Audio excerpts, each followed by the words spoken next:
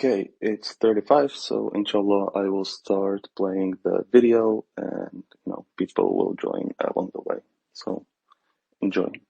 Yeah, we had this guy in the chat last night, in the live chat, who came on talking about, the normal thing, saying, well, the real problem is there's this certain group of people that now has a state, and they didn't used to have a state, but it's this certain group of people that's always making trouble, that's always causing a problem. And of course, I knew immediately what he was trying to say, what group of people he's talking about, and he's talking about the Jews. It's the same old conspiracy theory that the West is always trying to make us believe in, and that many of us do believe in. I was a little bit harsh with this particular man, and immediately ejected him from the chat because we want to have an intelligent conversation. And I'm not about to try to help you shift the blame for the actions of your own so-called civilization. Because, either you don't know your own history, which is entirely possible, or you think that we don't know your history, or you don't want us to know your history. But we have to confront the truth, raw and unfiltered. The crimes that were committed by the West against the rest of the peoples of the earth are their crimes and no one else's. No one forced them, no one tricked them, no one controlled them. And we won't allow you to blame shift and put all the responsibility for your actions at the feet of other people, at the feet of anyone else, not the Jews, not the Masons, not the Illuminati, not the Rothschilds. No, you did what you did and you do what you do. The Pope who launched the Crusades wasn't the Jewish Pope. Stop lying about yourselves and stop lying about your history. You were responsible for the transatlantic slave trade that ripped millions upon millions of people from their homes, from their families, from their cultures. And you invented the whole concept of white supremacy to try to justify your barbarity, classifying your fellow human beings as subhuman. It was Westerners that raided that whole continent like savage beasts, chaining free people, packing them into ships like cattle, transporting them across the ocean to lives of unimaginable horror. Over 12 million souls were uprooted.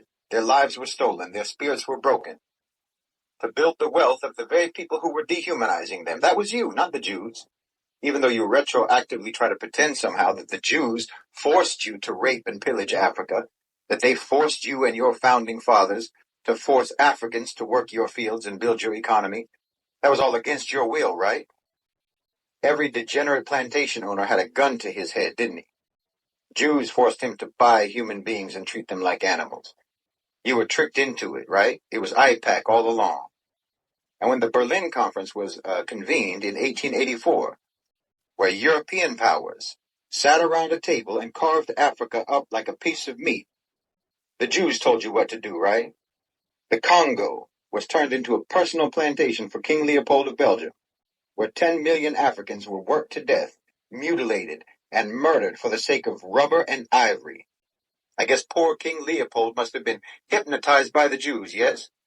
And every single vicious colonizer who inflicted that savagery on the Congo, I guess they were all forced or tricked into it by all of those all-powerful Jews who you were at the same time persecuting in Europe.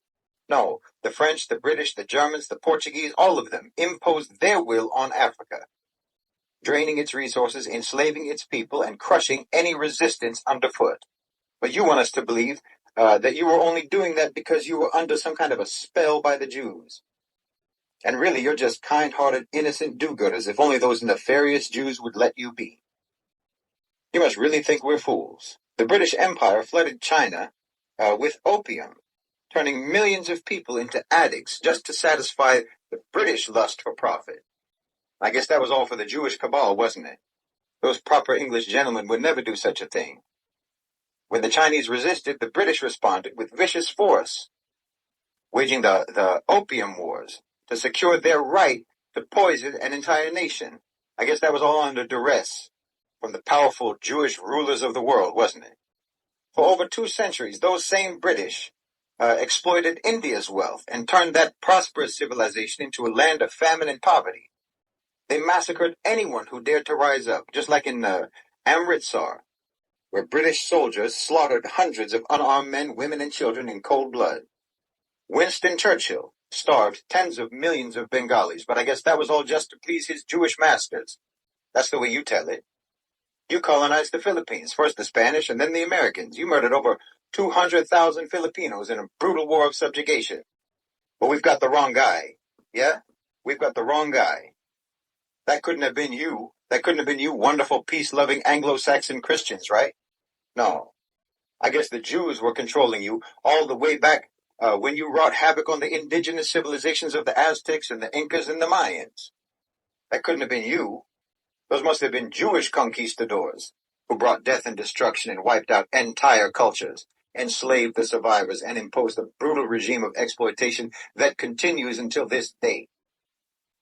From Guatemala to Chile, from Nicaragua to Haiti, the people of Latin America, so-called Latin America, have suffered under the weight of American imperialism, and their struggles for liberation are always met with bullets and bombs and death squads. But again, that wasn't you, was it? You're as innocent as a baby, right? I guess it was the Jews who landed on Plymouth Rock, right? It couldn't possibly have been white European Christians who committed one of the most massive and longest genocides in human history against the Native Americans. That must have been Jews too, right? The systematic campaign of extermination must have been executed on the orders of the Jews. From the eastern seaboard to the plains of the Midwest, from the deserts of the Southwest to the forests of the Pacific Northwest, the indigenous peoples of America were hunted like animals. Their lands were stolen, their cultures erased. The Trail of Tears, the Wounded Knee Massacre, the countless broken treaties, over 500 broken treaties, all bear witness to the genocidal intent of those invaders. But we've got the wrong guy. That's what you'd like us to believe. It wasn't you. It wasn't white Europeans. And apparently the diabolical machinations of the Jews reached all the way down under, didn't it? All the way to Australia, where the Aboriginal people who lived for 60,000 years in harmony with their land, well, they were declared as non-human by British colonizers and hunted down and killed like animals.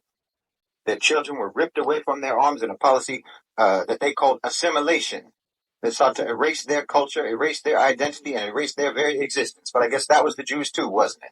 Just stop with this nonsense. We all know you. We know your history.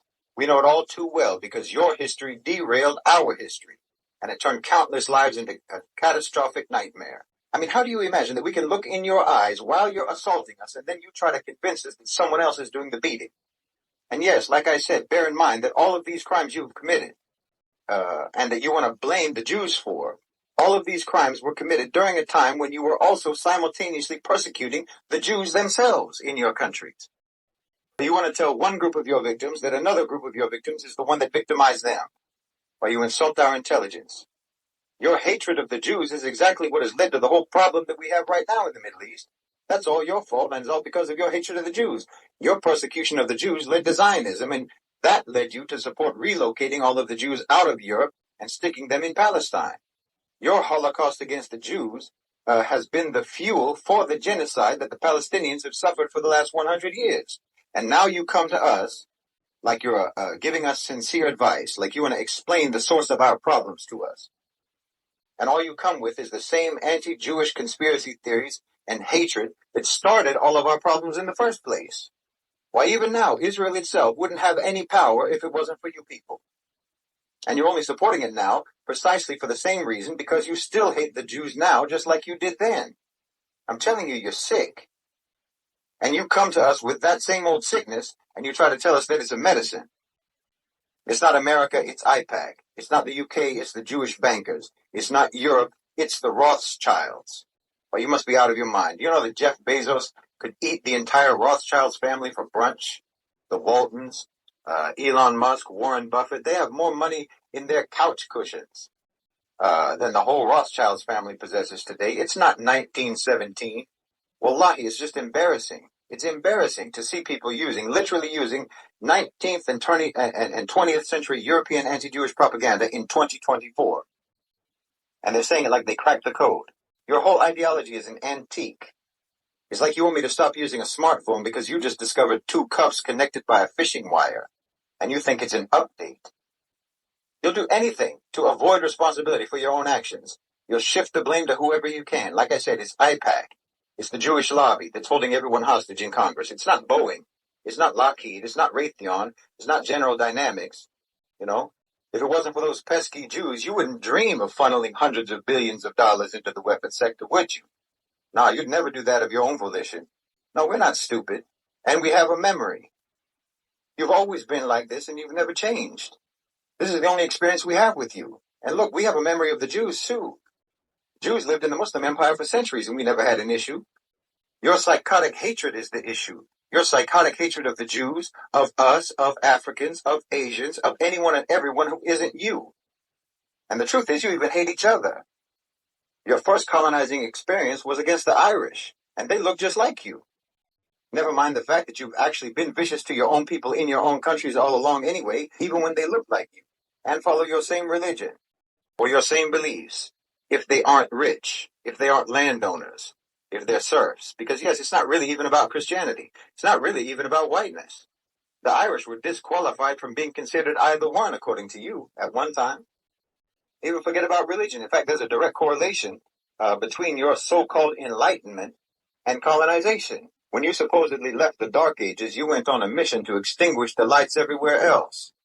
From Africa to Asia, from Latin America to the Pacific, all the peoples of this world have suffered under the yoke of Western aggression.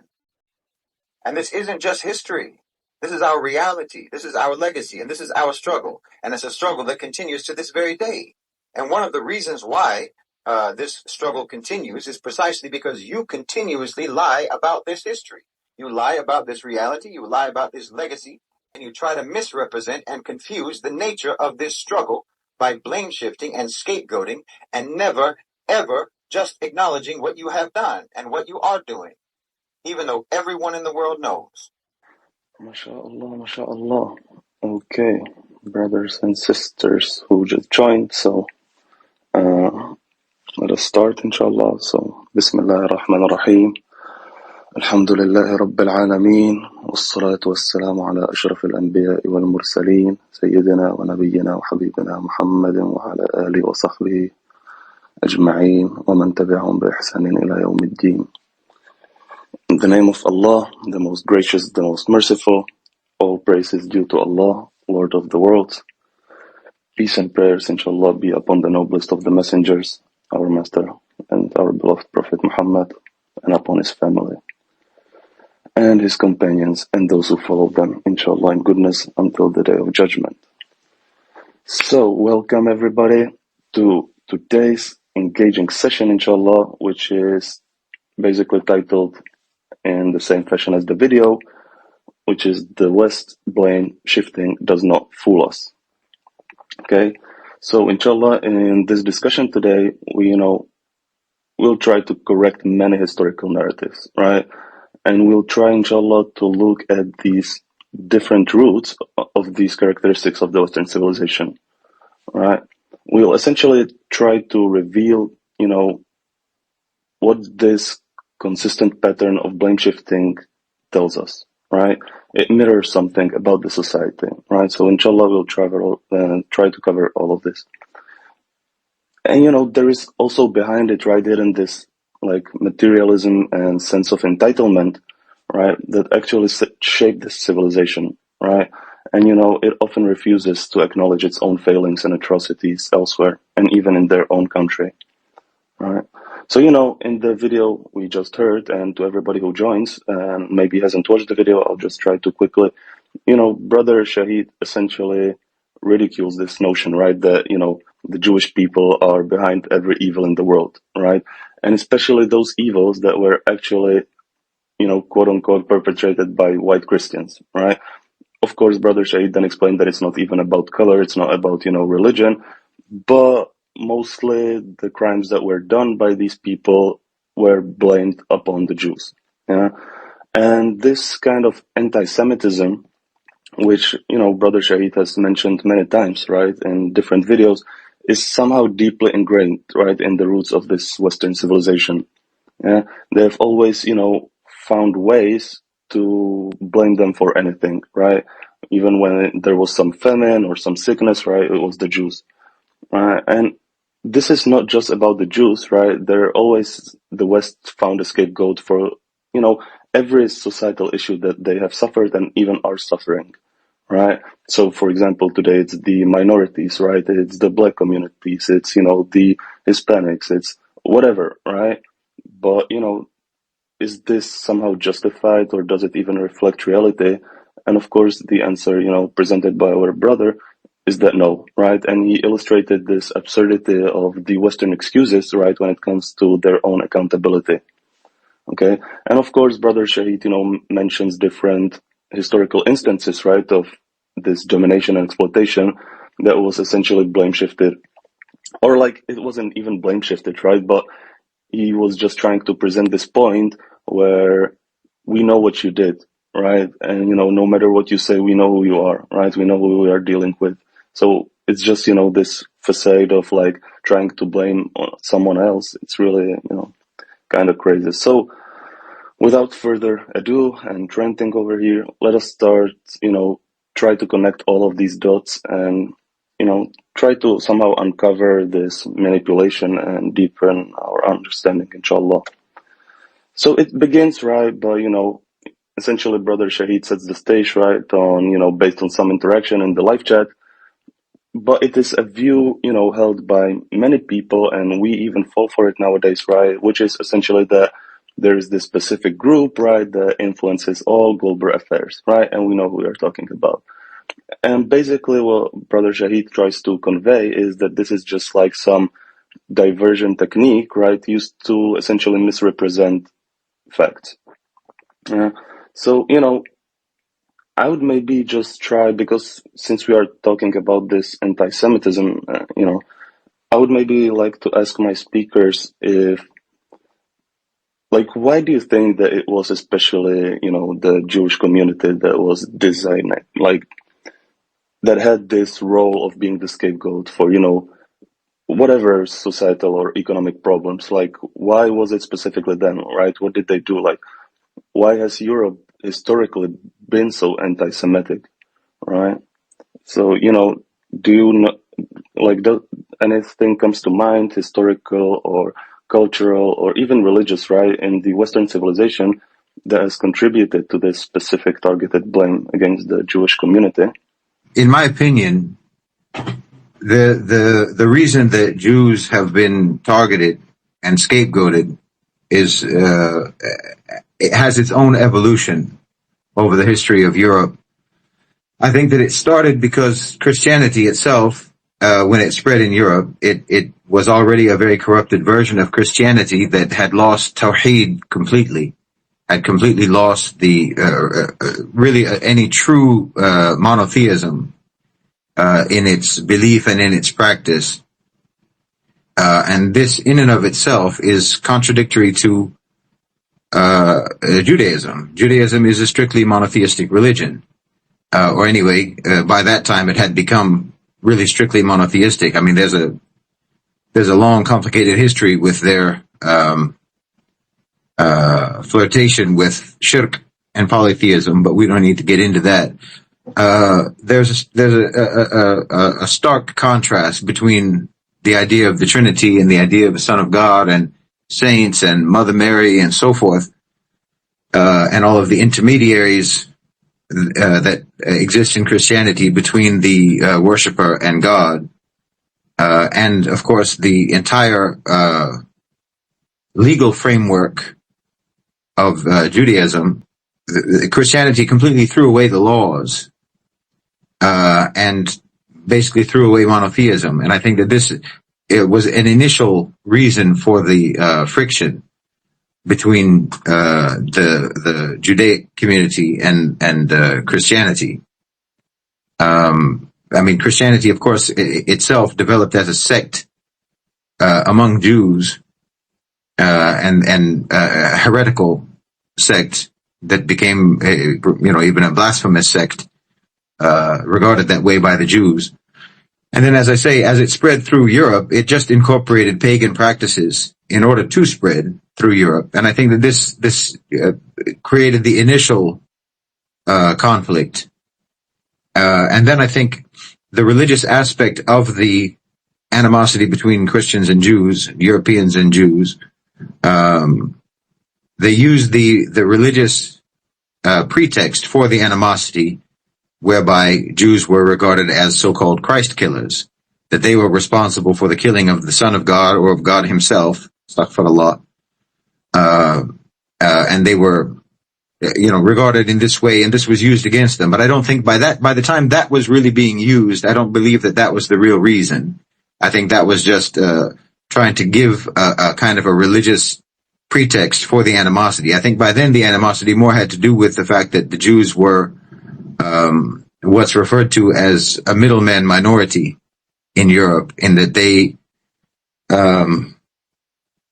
sort of occupied an intermediary position in economies in Europe, such as traders and as merchants, money lenders and so on. And they tended to prosper financially by facilitating trade between producers and consumers in societies where others were maybe less involved in commerce. They were middlemen. And their financial success often provoked resentment from the broader population, especially during times of economic hardship, and Europe saw quite a bit of that. So these types of communities, and the Jews aren't the only ones who have occupied that kind of a position as middlemen, so-called middlemen minorities, but they're viewed as outsiders who disproportionately have a control over wealth and resources, leading to envy and hostility among other, the broader community.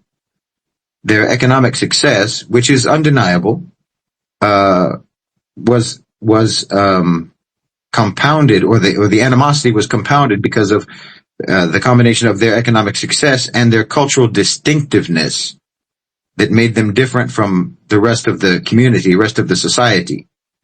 And it was easy to scapegoat them and to discriminate against them and to be violent towards them. In the case of Jews, I think they're also their historical role as bankers, which is actually, by the way, a position that they got into precisely because of discriminatory practices in Europe and so-called anti-Semitic practices in Europe, and became, bankers, as I say, and merchants and so on. And this was then again combined with the religious and ethnic differences between them and the rest of the Europeans, and this just made it very easy. It made them very easy targets for persecution. And the same type of thing. This is why I say it's important to note that they're not the only people in the world who have occupied that kind of a position as middlemen, and that they've found that that was their best opportunity for prosperity, was to act as middlemen. The same thing has happened in other, or has been done by other communities around the world, such as the Chinese in Southeast Asia, in places like Indonesia and Vietnam and Malaysia and so on. Indians in places like Uganda and East Africa generally. Even the Lebanese to a certain extent in West Africa. So and they also have faced considerable hostility in those parts of the world. There has historically been a great deal of hostility towards the Chinese in places like Indonesia, where there's even been violence against them. Places like Vietnam and so on. And of course, we know what happened with the Asian community, the Indians and so on. What happened with them in Uganda under Idi Amin. So there's generally speaking this phenomenon of hostility towards any group of people who is a minority who act as middlemen, and they generally become middlemen because as a minority, that's the only opportunity that they can find for financial prosperity. And yet even once they find that prosperity, then they get punished for being prosperous in that particular activity, because it's regarded as parasitic, because they're not creating, they're not manufacturing, and so forth. They're just facilitating between the producers and the consumers, which seems like a superfluous role that they have sort of created for themselves, which may well be the case. But nevertheless, it's the way that they have found for success, and it can tend to cause resentment and hostility against them. Because, as I say, they're regarded as that role, that middleman role, can be regarded as parasitic, even though it actually does lubricate the movement of goods throughout the economy. MashaAllah, brother. Yeah, exactly. Like, subhanAllah, I really probably have nothing to add, but like, exactly like, as you now mentioned right there, we're different minorities and different groups. It's not only related to the Jews. So maybe I wanted to ask because, Brother Ali is from, I think he's from Europe, right? And now there are these exactly like trying to, again, put the blame on immigrants, right? Put the blame on, foreigners, right? Somehow. So do you have any ideas, Ali, that you might share with us? Like how now it's taking shape, this, again, trying to find the scapegoat and blame shift on someone else? Yeah, well, the video by Brother Shahid was a masterclass on how to use sarcasm properly to drive a strong point. But I'd like to actually show better, or not better, more precise examples of the blame shifting since the beginning of the U.S. I am from the U.S., although originally from Syria, so I have a little more view on the U.S. tactics. And it began from the very inception of the U.S., from the very genocide of the native population. The way they were depicted to everyone was that they were savages, that they were to be subjugated, that they need to be subjugated. They were viewed as subhuman, uh, and that a superior race has appeared to show them how they're meant to live. And in return, all that race asked for was their entire continent. As a matter of fact, Winston Churchill himself was quoted to say, "I do not admit for an instant that a great wrong has been done to the Red Indians of America or the black people of Australia. I don't admit that a wrong has been done to these people by the fact that a stronger race and a higher grade race, a more world wise race, to put it that way, has come in and take their place." Even cartoons like Bugs Bunny normalized that they are just savages. So they genuinely victim blamed in this situation. Or whether the slavery in Africa, they blamed the continent of Africa itself for the entire idea of slavery, as if the Africans taught them how to lynch and how to hang from trees or how to breed mandingos and fight them to the death. Even recently, when Kamala Harris visited Ghana, she had the audacity to speak on the so-called atrocity of their history of slave trading, never mind the fact that if not for the demand of a market, this wouldn't have been the case. Or the communists, the baby-eating monsters bent on world domination. From depicting Captain America as the commie killer to every headline saying the Reds want you all dead. America engineered coups all across the world under the guise of communism, as if the Reds forced them to topple the Syrian government, not their desire for a trans-Arabian pipeline to pump Saudi oil across the region. It was those darn commies that forced the U.S. to overthrow Mossadegh in Iran to install the Shah. It had nothing to do with the fact that Mossadegh was nationalizing Iranian oil and trying a better life for his people. It was communism. Or the Guatemalan president, Jacobo Arbenz, who was trying to nationalize the fruit industry against the United Fruit Company. America's private interest couldn't have been the reason to topple his government. It was the communists. And of course, let's not forget how the commies forced America to rain napalm all across Vietnam in one of the most disgusting and indiscriminate war campaigns you've ever seen. Communism was just so evil that poor America had to just go out and fight it all across the world. The fact that its private interests somehow always managed to be the end result was just a happy accident. America's entire policy, domestically and internationally, starts with assigning blame to the victim, not just America, the West, then feeding that blame until it turns into bloodlust, then quenching that bloodlust with the most atrocious actions without any responsibility. America's basically like that rapist that will tell you his victim was dressed in a way that was just simply asking for it. But I'll stop there. And if you want me to touch on the immigration in Europe, I can come back to that. But I'll give you a chance to speak, brother. No, thank you very much. I think you covered every point that Brother Shahid, in the video, right? He like mentions exactly this partitioning of Africa, right? Exactly. And again, in this sarcastic manner, right? Yeah, of course it was, this cabal, right? Behind you, the puppet masters, right?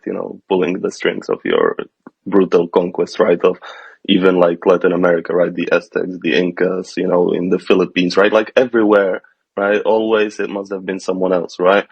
And, you know, I think that Brother Shahid like greatly underscores this and like the importance of recognizing, right, that the European powers, they acted independently, right? And it was, you know, with full agency, right? And it was just in their, like imperialistic endeavors, right?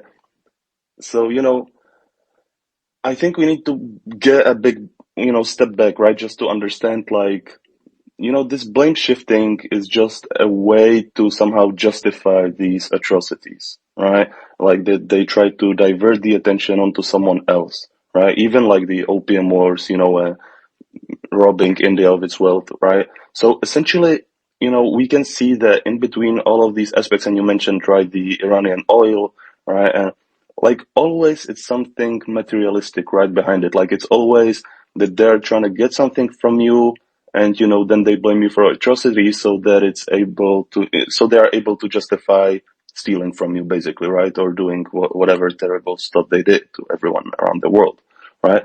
So maybe I would just like try to ask a bit, like if we can link it somehow. Like in my opinion, I see a connection, but I would ask, you know, our speakers if they see this connection as well. Or I think it has been, you know, emphasized by Brother Shahid in many different videos. But essentially, how has this materialism, right, and this Western world view, which I will get inshallah, you know, in a bit also, like contributed to this blame shifting tendency, right? Like, what is this psychological background, kinda, right, that allows them to justify this blame shifting, right? It also, of course, is connected to how they view, you know, humans, right? You know, like that we are just merely from animals, right? We are, you know, basically animals with a brain, right? Again, I think that this view of humans is very easy to then normalize, right? This material superiority over someone else and, you know, blame them for it. Like, it doesn't matter. These are not humans. They're animals, right? We see it time and time again, right? This rhetoric. Yeah. So how do you think that this materialism and this blame shifting are linked? Well, I mean, to be honest, you see this coming in different forms throughout so many areas and so many sectors of the society, so many layers of the so-called civilization. I mean, in this instance, and what I was talking about here in that video is blame shifting, but it's another form of blame shifting, or just deviousness in generally advertising and marketing. If you just look at how consumerism is really driven, it's driven by trying to inculcate in the consumer a sense of inadequacy of himself or herself, that the person himself or herself doesn't have value and doesn't have worth, and can only have worth and value if they buy my product. This is just another form, a more subtle and nuanced form of the same phenomenon of blame shifting, in a way that you're trying to, for material gain, for material benefit, for yourself, for profit, trying to impose a kind of unworthiness on the one who you want to get their money from, the one who you want to profit from. You need to trick them in some way. So it's a similar but adapted form of the same thing. Now, with regards to the actual blame shifting, well, obviously, you can't take the blame, because then you'd have to stop. You'd have to stop what you're doing. That's accountability. That's self-accountability. If you actually take the blame for what you yourself are doing and take responsibility for what you yourself are doing, well, you can't continue doing it anymore. So you need to find someone to shift the blame to. Otherwise, you're going to get identified as the culprit. You will self-identify as the culprit, and then you have to stop your crimes. And if you have no intention whatsoever of stopping your crimes, and you have every intention of continuing your crimes, then the only thing you can do is try to shift the blame to somebody else. I mean, it's just a very basic logical maneuver, a very basic and logical strategy to try to place the blame on somebody else so that you can continue committing the crimes. I think it's fairly straightforward.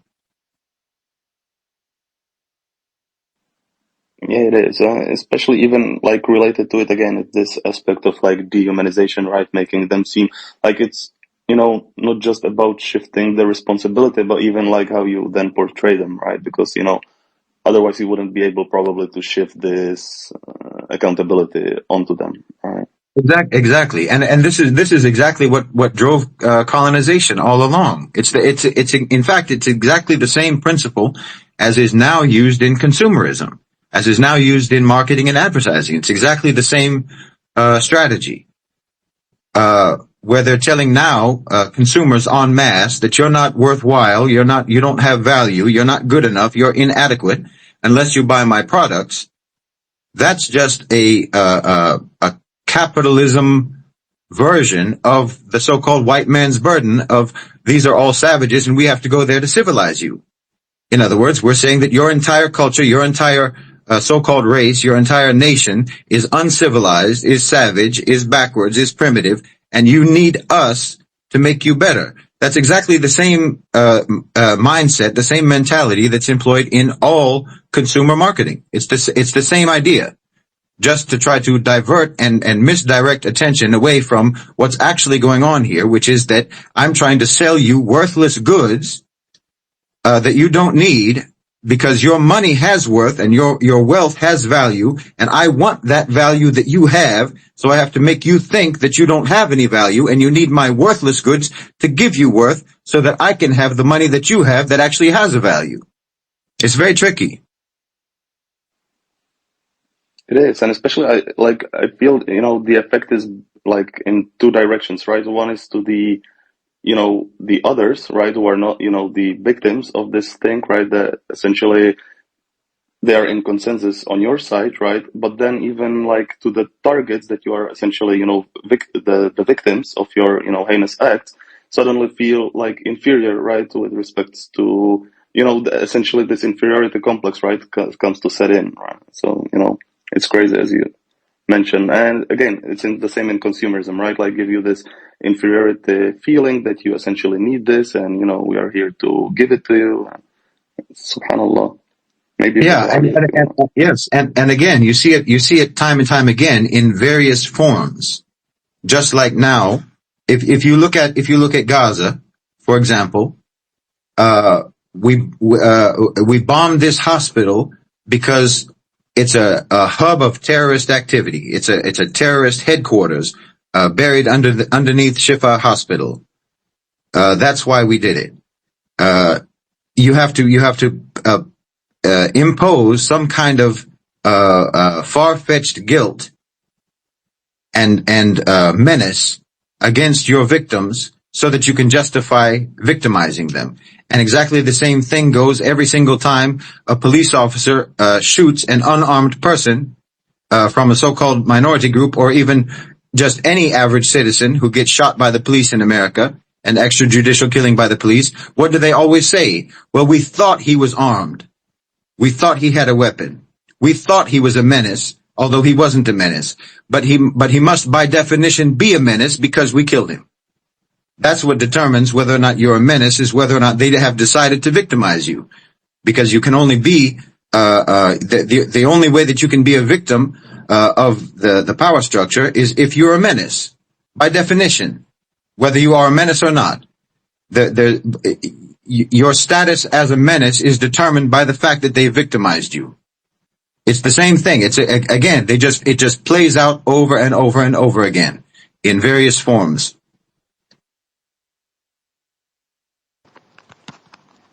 Yeah, so there was a point I wanted to add to what Brother Shahid and Ali and Karim were saying, is that not only is that apparent in their acquisition of wealth of the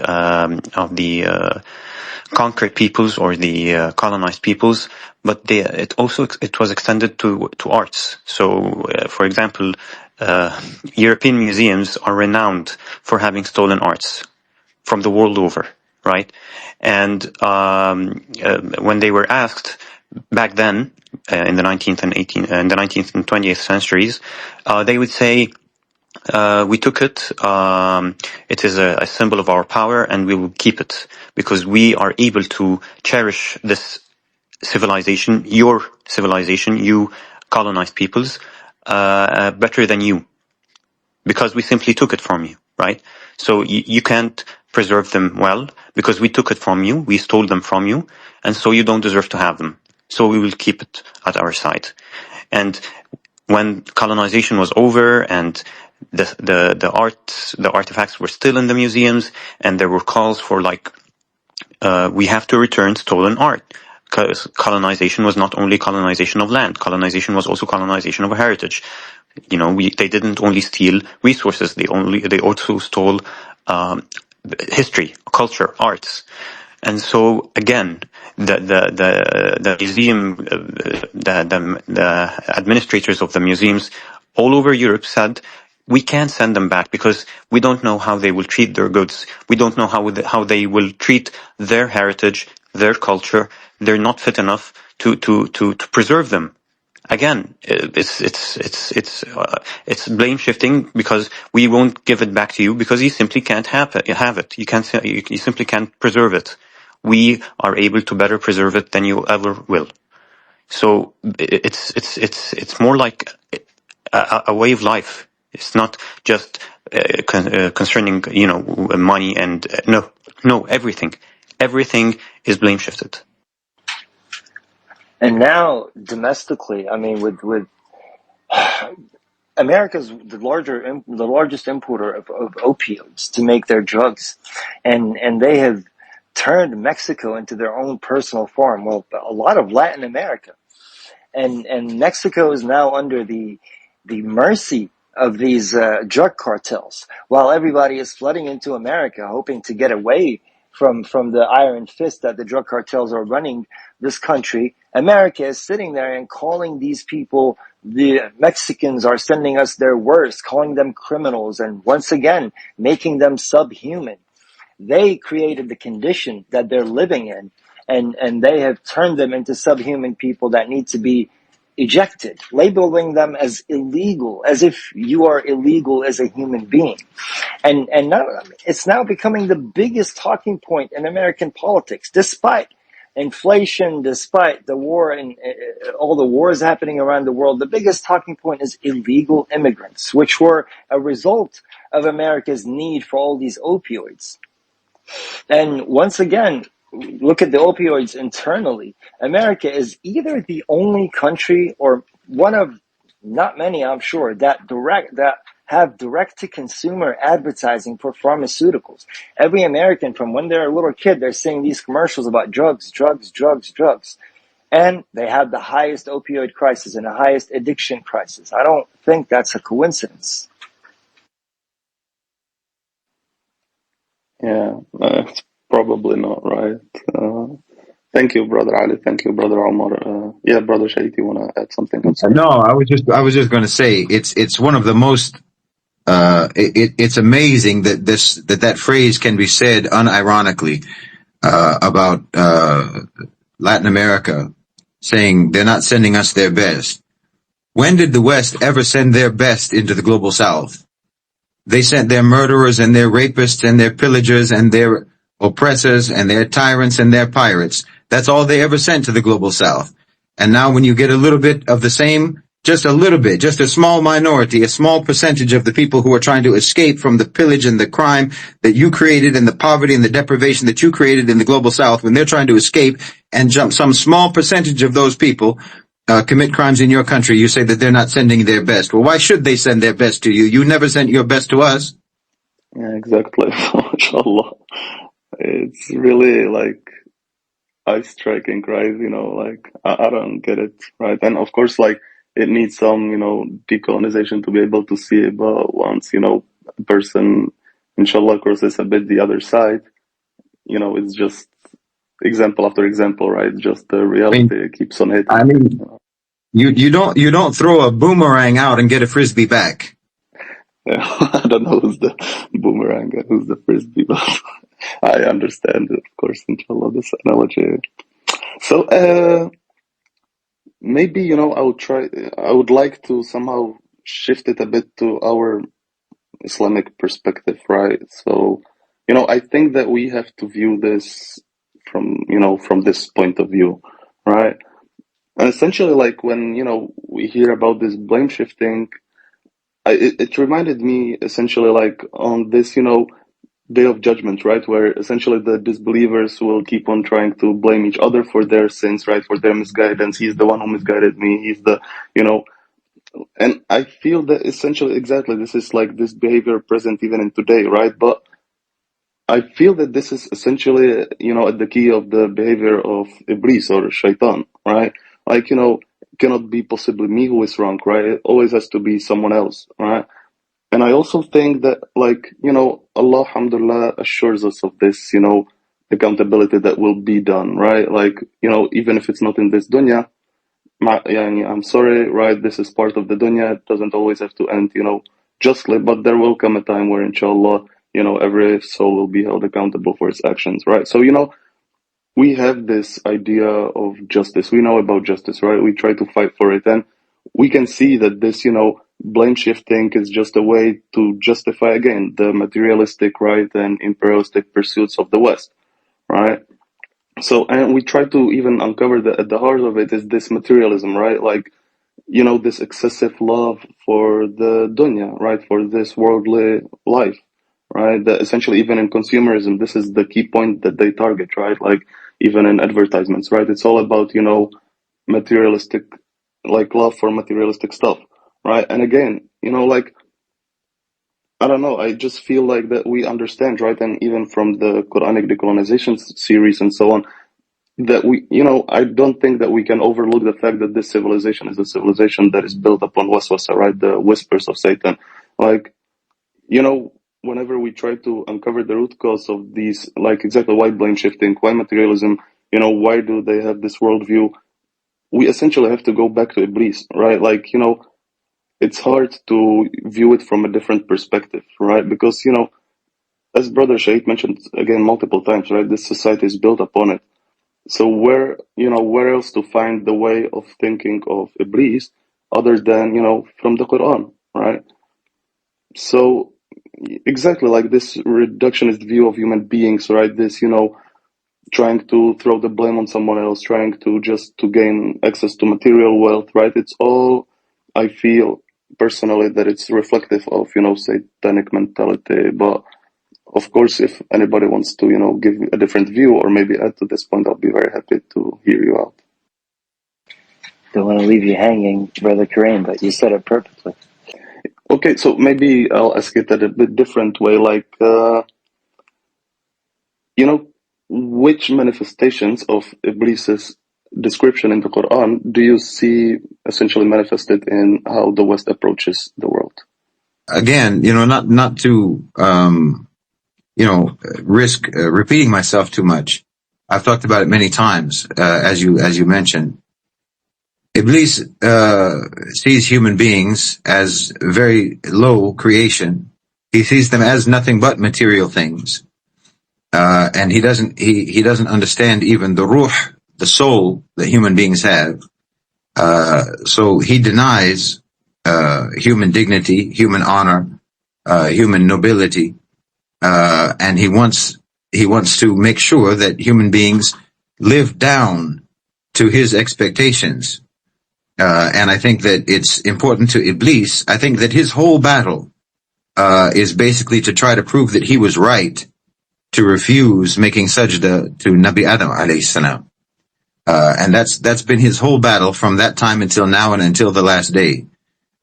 He wants to prove that human beings are not worthy of the honor that Allah subhanahu wa ta'ala gave to Nabi Adam alayhi salam and to Bani Adam. And so he is obsessed with trying to make us ignoble, with trying to make us dishonorable, with trying to make us immoral, with trying to make us violent and savage and animalistic. And I think probably the most blatant manifestation of this in the West is their adoption of this so-called theory of evolution. Because when you view human beings as nothing more than just animals, as just, part of the evolutionary scheme, what you're doing is stripping away the dignity of humanity. And then if you are someone who believes in that, then you can easily strip away the dignity and the humanity of the people that you want to exploit.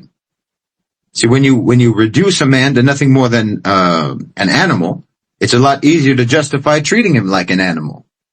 It becomes a lot easier to justify stepping on him, beating him down, keeping him in chains, because in their minds, he's just another piece of property, just another, just like cattle, just livestock, just something to be used and abused. This idea, the so-called evolutionary belief, in my opinion, is used to excuse the worst kinds of oppression and exploitation, and always has been. They say it's the survival of the fittest. And that gives them the moral green light to exploit, to enslave, and murder whole populations for the sake of maintaining their material superiority. It's the same logic that allowed them to colonize Africa, enslave African people, wipe out Native Americans, dominate the whole global South. They reduce people, the people who they oppress, to a lower status as a creation, as a being, and then turn around and justify their cruelty, which is their own savagery, by claiming that it's all part of the natural order, by claiming that their savagery, just like the brother was saying about the artwork, saying that they can't take care of their own things because we know that they can't take care of their own things because they allowed us to steal them. So you become eligible prey if you can be preyed upon. So this makes you weaker and lower if you're not as savage as they are. If your instinct isn't to be as savage as they are, if you're more civil and more decent and more humane, then that makes you savage, because you can't be as savage as the savages who are exploiting you and oppressing you. So this is, I think, the most blatant manifestation of their listening to the waswasa of shaitan and his absolute contempt for the human race. Yeah, mashallah, brother. Exactly. I know that you have spoken about it a lot, but I think repetition in this aspect is really necessary, right? Because, we need to see what's behind it, right? Like, okay, we see, how they act, we see what they do, we see all of these violation of human rights, the shifting of words, all of these, malicious activities, I would say, and manipulating and trying to subjugate and oppression and hatred and all of these negative characteristics, right? They have some source, right?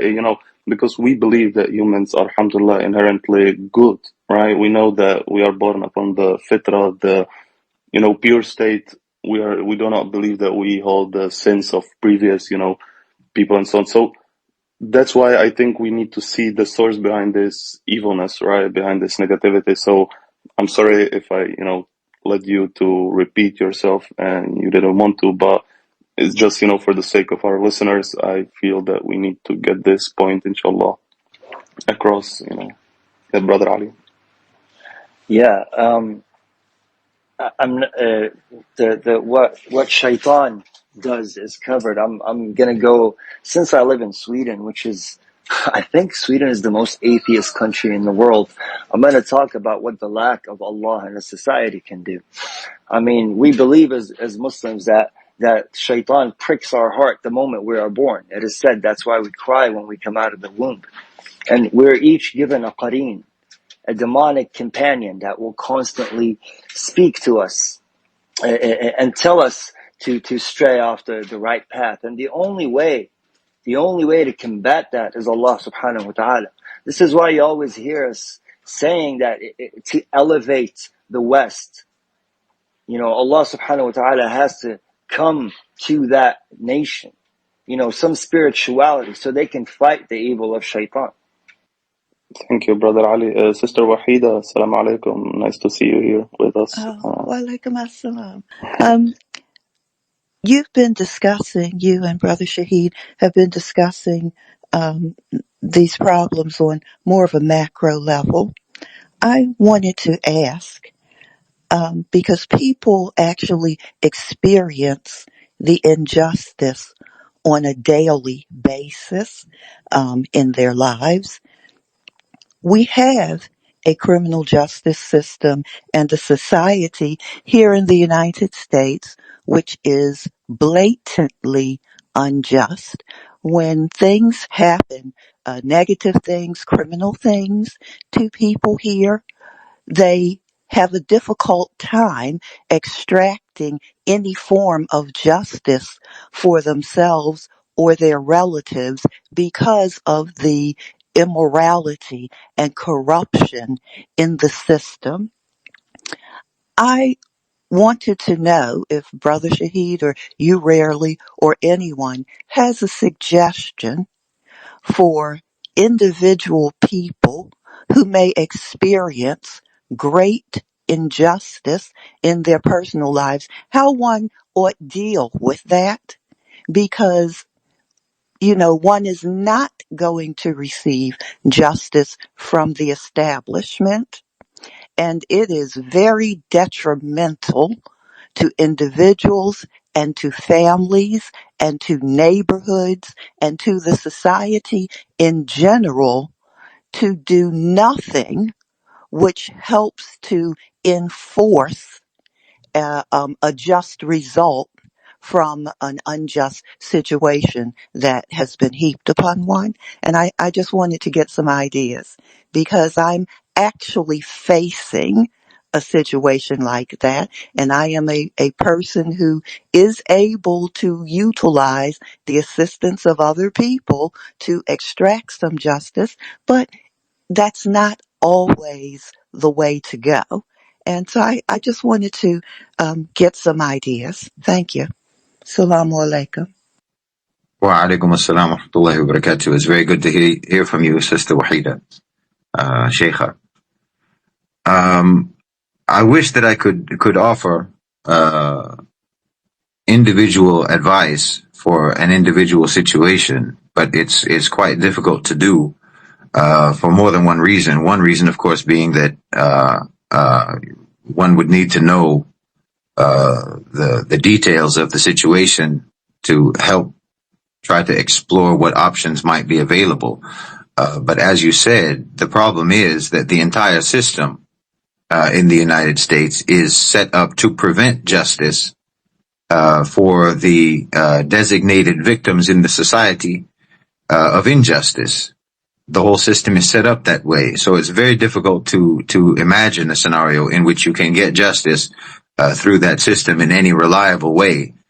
As you know, we are campaigning for the invocation of Article 6 against the United States to get them expelled from the United Nations so that American citizens who do suffer systematic injustice in the United States and what are systematic violations of international law could potentially have the option to raise their cases and raise their grievances to the international bodies that are charged with the enforcement of international law.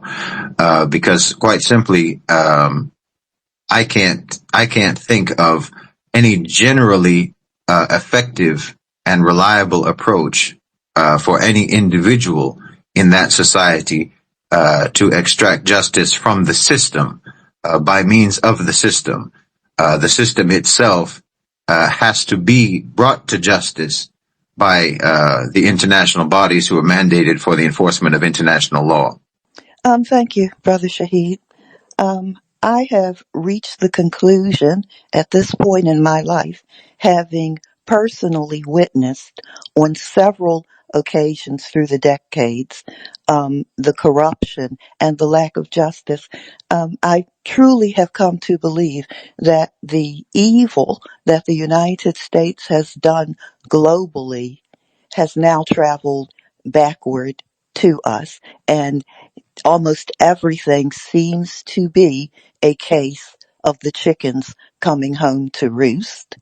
It isn't that we necessarily have bad laws. We have human beings in positions of authority who will not follow the law, even if you put a written version of it in front of them. And it's the most extreme I've ever seen it, frankly. I agree with you. I agree with you. I agree with you on both of your points. One, that the evil that the United States has spread out through the world is coming back to them now, as it inevitably always would have. And also that that the system itself, being as it is, staffed by people who are themselves following the waswasa of shaitan, and who were brought up in a society that was built upon or was developed by means of the waswasa of shaitan, that it's quite an intractable problem, that it seems that the only thing that can happen for anything to change is accountability, that would cause a drastic change in the society. I can't really see any other way for that to happen, except that the consequences have to be visited upon the United States for everything that they've done. And once the consequences are visited upon them, there's a chance that there could be some level of rehabilitation and enlightenment. But I don't know how it could happen otherwise, because generally speaking, behavior doesn't change where there's no accountability. Behavior never changes as long as impunity is allowed to persist. That once the impunity is gone and accountability can be imposed, then there might be some change. If there's any good in the person or any good in the so-called civilization, then it's possible that it could be rehabilitated.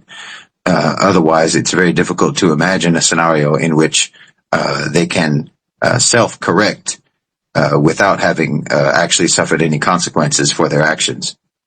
Yeah, just when Brother Shaheed said that everything is coming back, America's having to face all this now.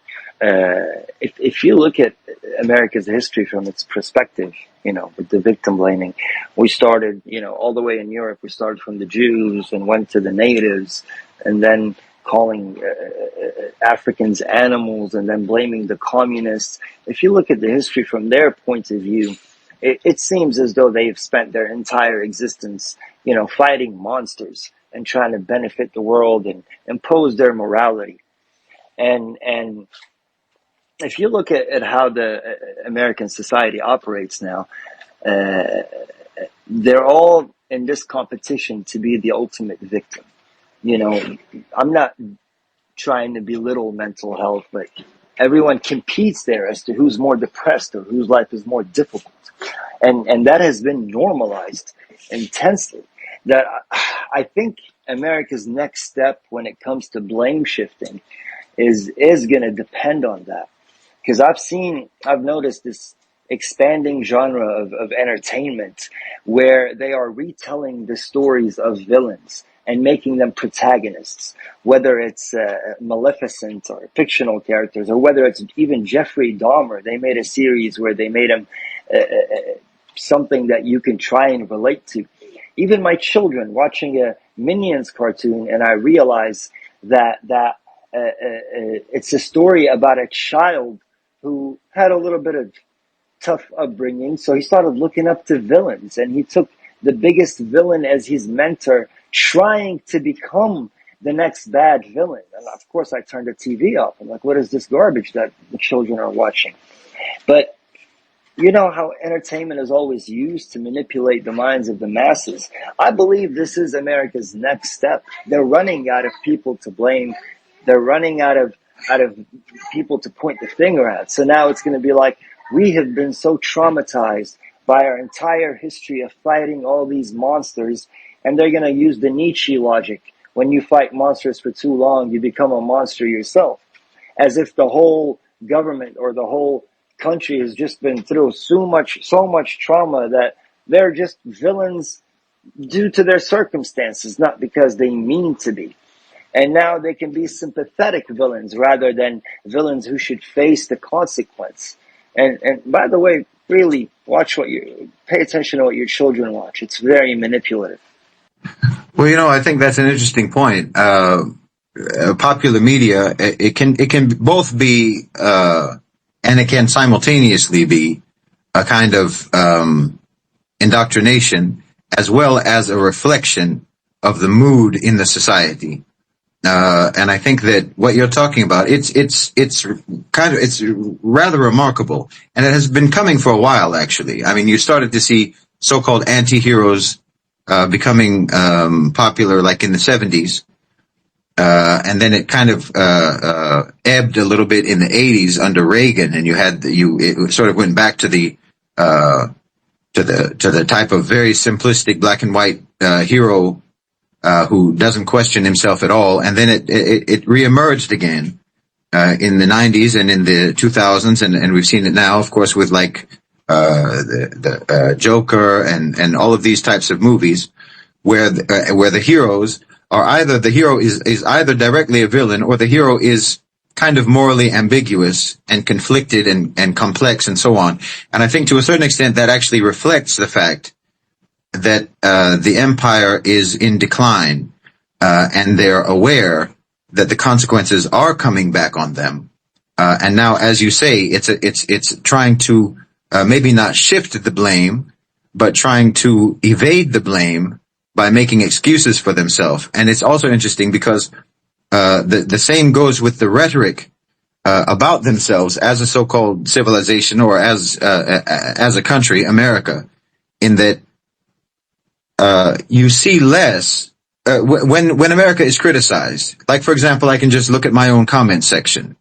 By now, in my own comment section, I just see a repetition of maybe half a dozen arguments of people who get triggered by my criticism of the United States or my criticism of the West.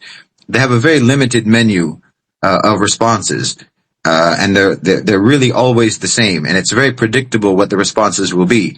And it's interesting because you find very few people willing to say anymore, we are uniquely great as a civilization. We're uniquely special. You can only find the people saying that are people like Douglas Murray and Jordan Peterson and these types, who are really trying to revive a nostalgia among very desperate people, to revive this image of the West that no one believes anymore. But what you see now, rather than talking about how unique America is or how unique the West is, they're saying, well, everybody did what we did. Everybody did the crimes that we did. All empires have been the same. Everybody committed atrocities. Everybody, was exploitative. Everybody had slavery. Everybody was bad. There was barbarism all the time. It's not special that we did that. The whole rhetoric has changed. Rather than completely denying their crimes, they're trying to minimize their crimes by saying everybody did it. So this indicates that they're aware that they're in decline, and that the consequences of their actions are coming down on their heads, little by little, but more rapidly than anyone could have predicted. And they are coming face to face with the consequences of their actions. And now because throughout their entire history, obviously, their modus operandi has always been to avoid responsibility and to shift blame, and to deny their own atrocities and their own crimes, or to have some kind of an alibi for it, to put it on somebody else.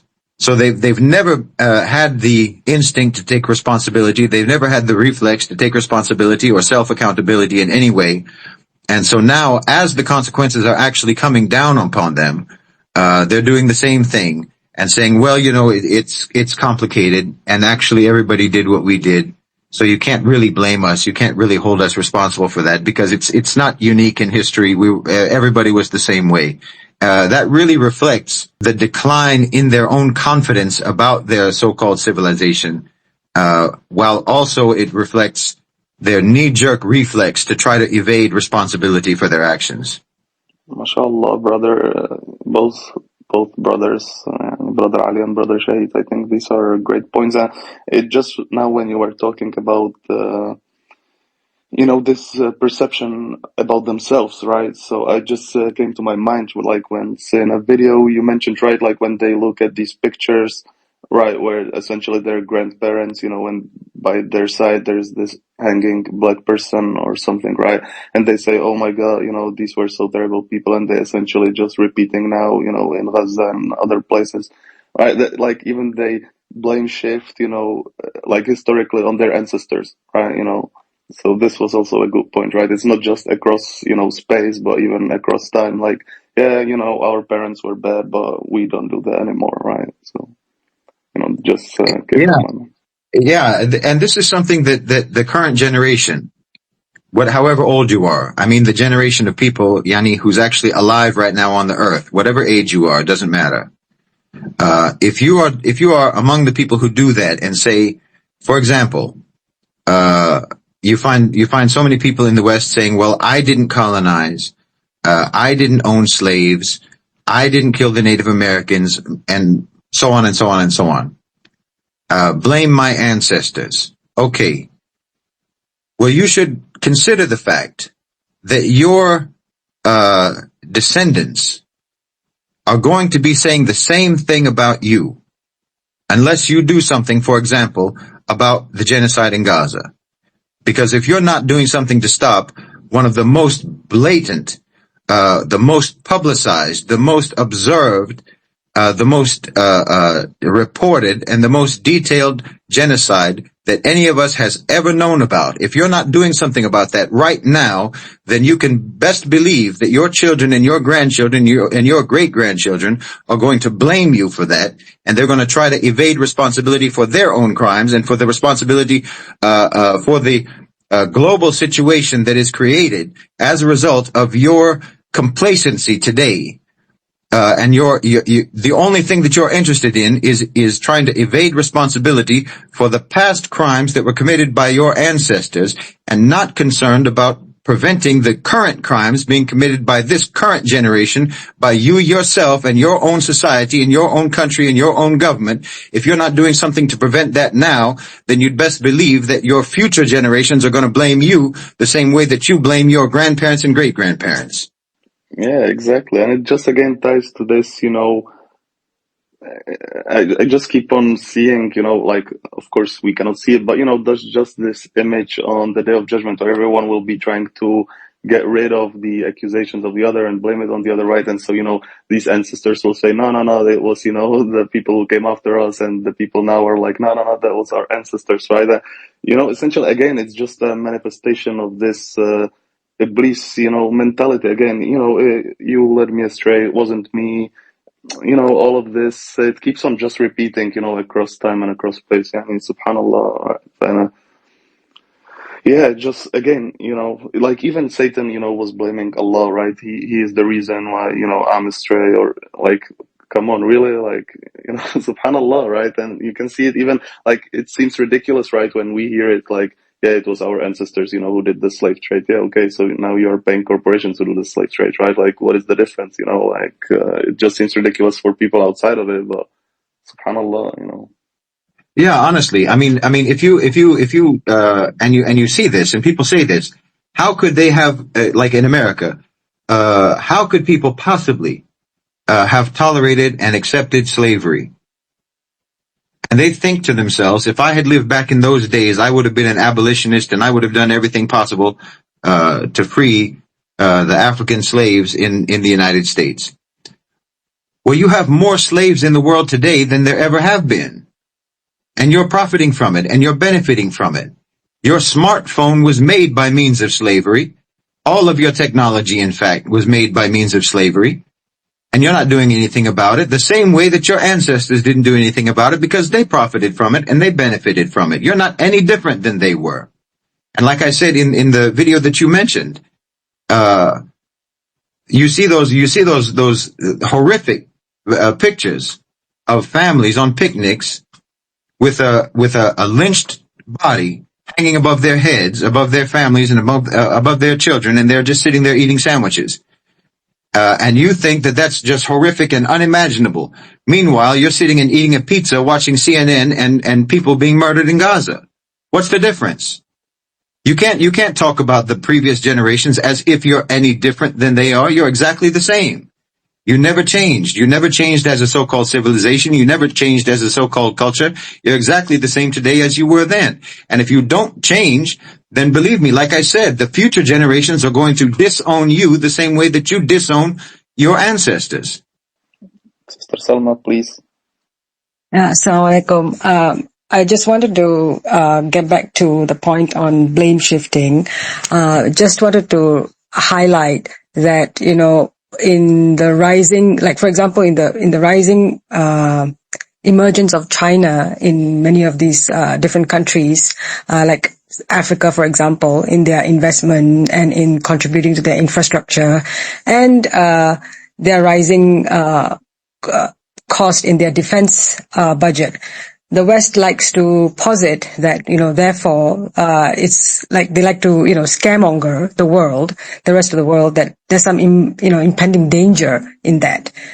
I just want to remind everyone that China discovered gunpowder technology in the 11th century, and they've been trading, navigating the world. They did not use that technology to mete out violence in the countries that they've interacted with. The moment the West encountered this technology, the first thing they did was to develop dynamites and weapons to kill and pillage the rest of the world in their pursuit for colonizing and stamping their feet on everybody else with the use of weapons to exploit and pillage through colonization. And subsequently, after colonization, they still use the same mechanism to colonize the rest of the world, pretending like they have, left all these colonized countries. And today, they're still doing that and pretending like if it's not under their purview, the rest of the world is also going to do the same thing that they did, when in fact, it's been demonstrated through history that that's not been the case. The only time it's been so devastatingly violent in the world is because of their when this weapons technology went into their hands. That's all. I hope I'm clear about this point that I'm trying to raise here. Yes, absolutely, absolutely. When I was talking about how they're trying to sort of shrug their shoulders now and throw their hands up in the air and say, well, we're not unique, and all of the various empires and countries and global powers always did the same things that we did. No, don't be modest now. You were right to say how unique you were, except that you were just wrong about what you were unique about. You like to tell people that you were unique and how virtuous and how wonderful you were, but no, you were very unique in how savage and how brutal and how violent you were. You have always been unique in that. There hasn't been any empire in the history of the world that was as uniquely violent, as uniquely brutal, as uniquely inhumane as you are. So don't be modest. You absolutely have been a unique so-called civilization in the history of the world. SubhanAllah, I'm so happy for all of these inputs. Thank you very much, because I feel it connects all these dots in my head, and I hope even in the heads of our listeners. So I would just maybe move on a bit, right? Because there was this kind of interesting point, right? That this blame shifting, it hasn't only fueled like historic injustices, but even current, right? Current events, current situations, right? It you blame shift for something, but it has consequences on everyone else, right? And again, like I think Brother Shahid in the video, right, he connected this essentially this anti-Jewishness, right, and this anti-Semitism in Europe, which was this point of blame shifting, and it gave rise essentially the consequence is Zionism, and again subsequent conflicts that all we hear about, right, in the region. And essentially these Western biases, right, and somehow their perception have been projected right onto other cultures and regions, right? And it just perpetuates this cycle of violence and misunderstanding, blame shifting and denying your own fault, right? And I feel as if it's just leading to widespread corruption, right, on Earth. We even fall into these traps, right? Like we start to blame the same entities that they blame. Exactly like Brother Shahid pointed out, right? This, you want us to believe that who is, persecuting us as the same victim, like us, right? What is this, mind games and mind tricks, right? That they are trying to pull on. So, like, I would maybe just try to ask our, speakers, like, how has this projection of Western anti-Semitism, right, contributed to the rise of Zionism, right, and essentially to the situation that we see now in Gaza, right, like, and maybe even in other parts of the world, if there has been some similar situation where essentially a victim of your aggression led to, consequences outside of kind of your, like it wasn't direct by you, right? You essentially gave rise to something that then, perpetuated these injustices, right? So, for example, just to put it in perspective of what I'm talking about, I mean, essentially this anti-Semitism gave rise to Zionism, gave rise to Israel, and essentially the injustices that we see being done in that part of the world, right? So, I don't know, it's kind of crazy, subhanAllah, like how this cycle, or it's not even a cycle, but this, steps that it goes, right? Where essentially from European blame shifting, we ended up, getting our brothers and sisters like inhumanely treated, right? Like, subhanAllah, I was just pondering about, yeah. So if anybody wants to add Yeah. something to this point. Well, yeah, absolutely. I mean, I think that it's not mysterious what led to the rise of Zionism, and what led to or what was the cause of the initial or the original grievance on the part of European Jews, and their decision that they needed a separate homeland, so-called, for themselves, because they weren't safe anywhere else. That was their rationale, and it wasn't an irrational rationale, given their centuries of persecution in Europe. As everyone knows, the original Zionists were not religious Jews, and they're not religious Jews until now.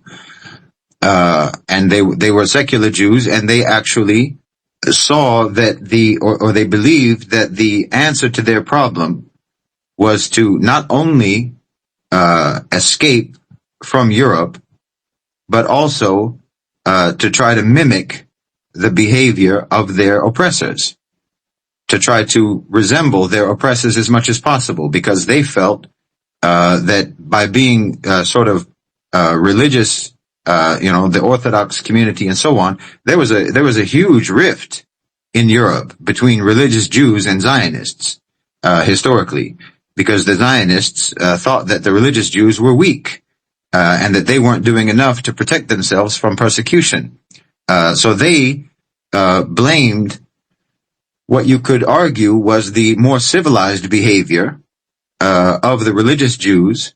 They thought that civilized behavior made them weak.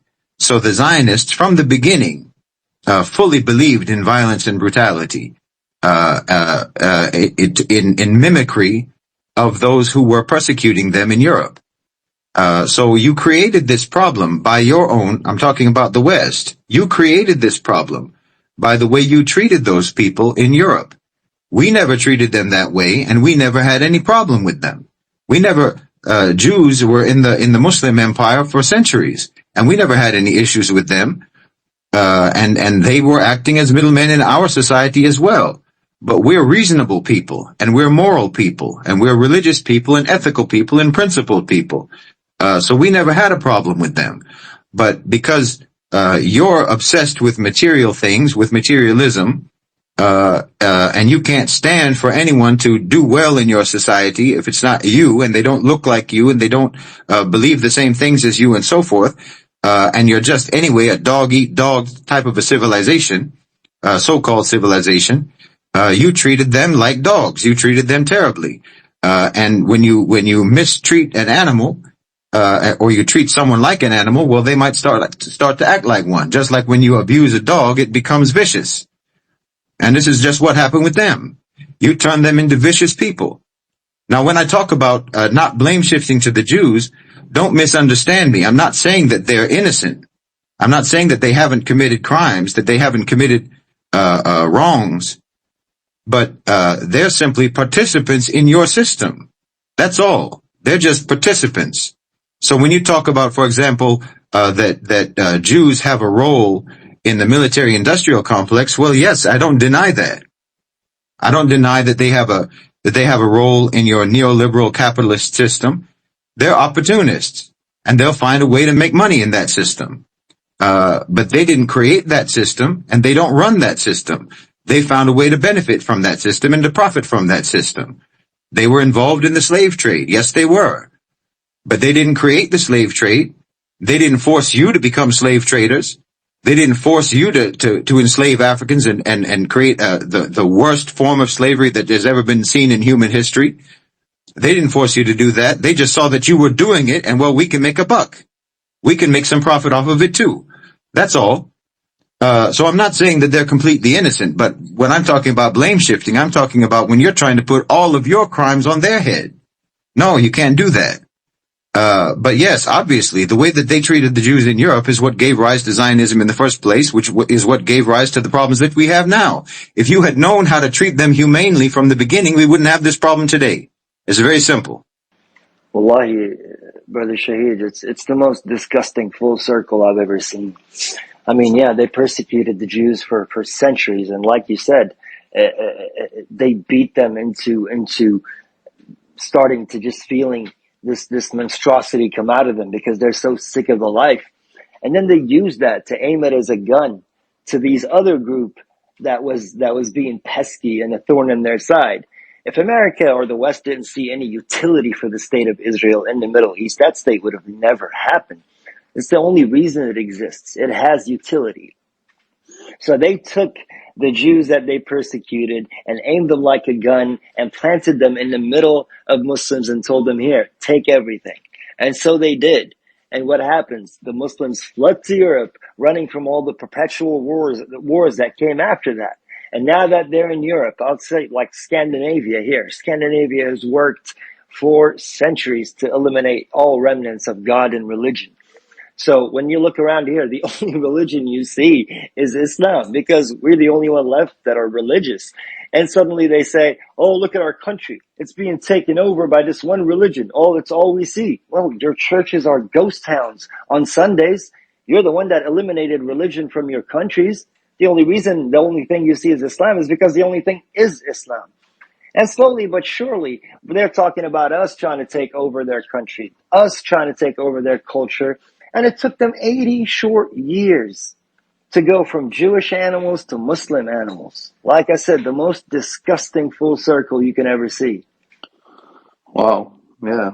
Exactly. Again, this blame shifting, right? Essentially, it's just, as was spoken in the video, this crisis of consequences, right? Essentially, you're just, getting your consequences right. You destroyed their countries and now they're coming and then you try to blame them. Like, hello, like, what are you trying, right? Well, that's why it's so important to try to see who's the main perpetrator, right? Where, what is the source, right? Always try to go beyond the narratives that are being presented, right? Try to see, and like what I would like, just like how do we view this then as, because we spoke a lot about Islam and Quranic perspective, right? And, this is just the main purpose is, to be just, right? It's all about, justice. So as Brother Shahid mentioned, we do not absolve people of crimes they actually committed, right?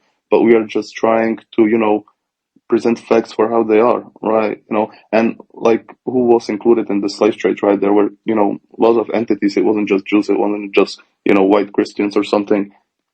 It doesn't depend, right? On, again, as was even mentioned in the video, like religiosity is just, something that they can use as a justification. Again, let's blame it on religion. Let's blame it on, what is at the source, right? What is the main, point where it starts, right? So this is why we try to address these stuff and try, to just see through their diversion techniques, right? So I hope, inshallah, this has been, this has essentially, that this discussion resulted in this, inshallah, for, our listeners. And subhanallah, like, yeah, I'm not sure if I have anything to add, to be honest.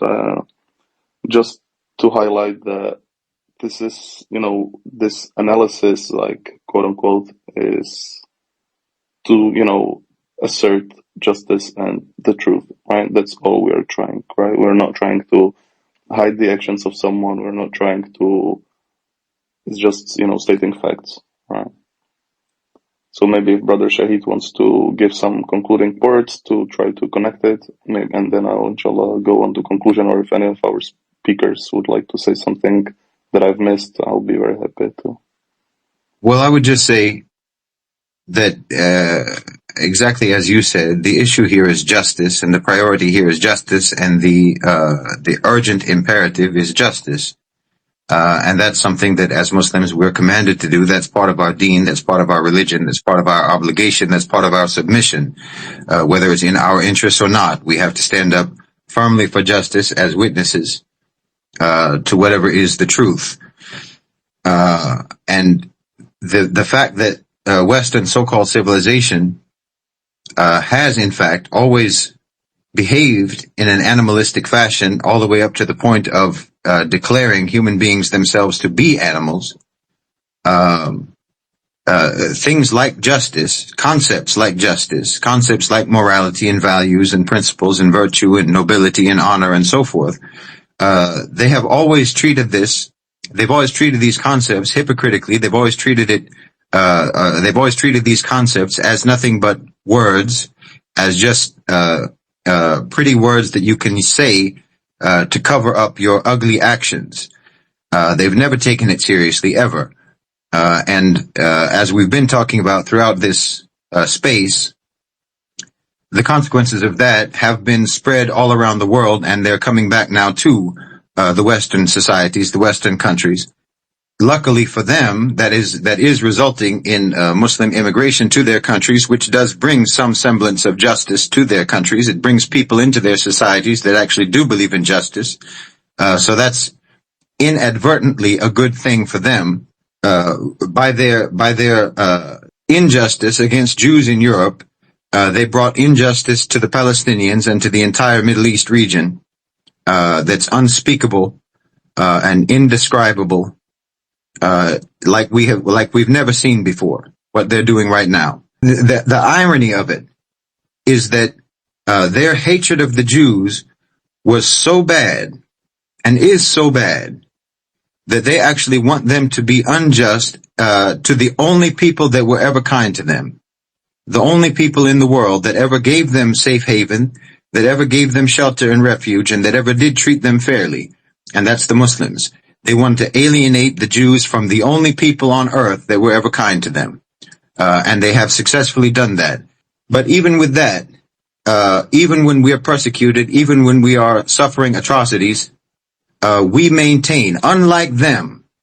For example, as I said, when the Jews were persecuted, it gave rise to Zionism and injustice and a love for brutality. Well, that never happened with us. You persecuted us, you exploited us, you colonized us, you're committing a genocide against us, but we still, until today, stand up for justice, because we're the only people, wallahi, we're the only people in the world, we're the only ummah in the world that means what we say. When we say that we believe in justice, we mean it. Whether it's for us or against us, whether it's to our benefit or not to our benefit, or even if we have to be just in saying a truthful word about the people who are exploiting us and oppressing us and murdering us, we still have to tell the truth. And that eventually, inshallah, will be the source of our victory. And it will be better for everyone in the region and everyone, even like Brother Ali was talking about, all the Muslims coming into Sweden. Well, that's the best thing that could have ever happened to Sweden. And that's a mercy from Allah subhanahu wa ta'ala on those people, whether they know it or not. And it might even be a reason, just like with the Muslims who were in Mecca, that was holding off the punishment of Allah subhanahu wa ta'ala upon Mecca. and the presence of Muslims in your lands might just be holding off the punishment of Allah subhanahu wa ta'ala upon your lands. But eventually, inshallah, our standing up for justice and our continuing to have that commitment to justice is going to resolve all of these problems, including the situation in Palestine, inshallah, bi'idhnillah. Wallahi, this is a little bit off topic, but a little bit with what Brother Shaheed has said. It's something I saw that brought me to tears, and I am not a crying man. There was a live that was happening on YouTube with a Muslim brother. He was taking questions and answers, and he came across a person who apparently an IDF soldier who defected and was living in Ukraine or somewhere, I'm not sure. But they went through an entire conversation. He showed him his whole medicine cabinet full of pills and everything that he has to take to overcome what he had to do during Operation Protective Edge. After about an hour conversation, that man took the Shahada. And in those comments, all the comment section that just listened to this man talk about the atrocities that he did and what it's done to him, he took the Shahada and everyone said, Alhamdulillah, brother. So we really do know mercy. We know forgiveness.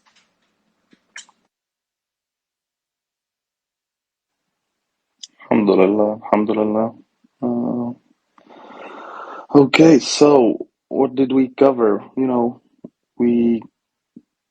The whole talk was essentially about this scapegoat thing, right? And, anything, conspiracy theories just to avoid accountability, right? And even this blame shifting, like, it started from it was Eve's fault, right? Hawa, then it was the women, then the Jews, then the communists, then now Muslims, right? It's anyone just not, Western, Westerners, right? This is essentially the key point, right? Try to blame it on anyone.